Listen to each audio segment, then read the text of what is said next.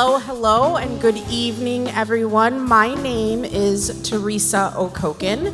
We have 4 fantastic storytellers that are going to be sharing their own personal stories. Our theme tonight is turning the page. We're very excited to turn the page to have Teresa here to be upping our game from a storytelling perspective and really lifting up the art of telling stories. So I'd like you to join me in welcoming our first storyteller, Jody Tatiana Charles. Being first generation to Haitian parents, there were so many different obstacles that I had to deal with. There were pros, a lot of great pros, but there are so many cons. And one of those cons was navigating the English language.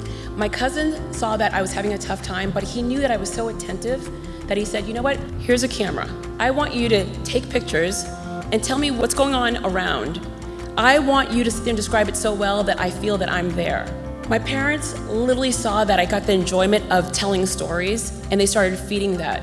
As the pandemic started, I started a podcast. I invited people all over the world. In 19 months, I interviewed 178 businesses in 23 countries.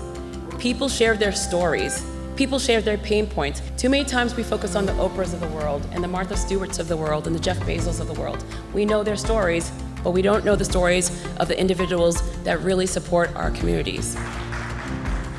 Our next storyteller is Donald Osgood Sr.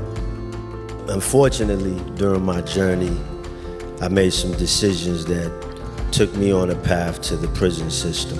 A little bit before my prison stint, there was a young man who actually had killed my 16-year-old cousin. Fast forward my time in the prison system, this same young man came through the prison, and I got a letter one day from another person, and then he told me that the guy was there and that on my behalf they were assaulting this young man. And so during my transformation, I decided that was the day that I wanted to give this young man some grace. And so on behalf of my family, I forgave him. And this was a turning of the page for me.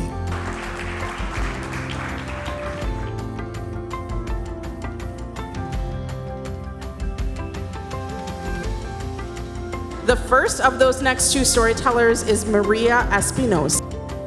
When I came here, I didn't even know how to say hi, right? Everything is new. You don't know yourself in a different language. I heard this phrase, one broken person can fix another broken person.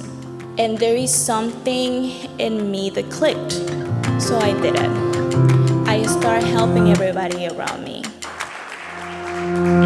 We are on to our final storyteller for the evening, and her name is Zahara Truth. So a little bit about me growing up.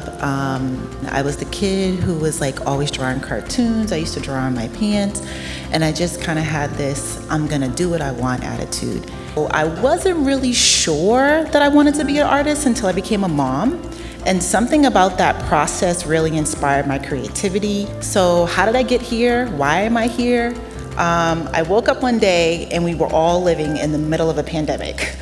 In the midst of all of that, I also saw so much social unrest, racism at an all-time high, Black and brown folks dying in the street, and my heart was broken. And I was I wish somebody took the time to share self-love and self-care with a young person now instead of later, because I got the information late. And so I came up with ZNT Arts Self-Care with Love workshop, and I partnered with the Boston Public Health Commission because they believed in me in that moment and what it is that I was doing. So that was my pivot. That was my, how am I gonna make this work? That was my turning the page.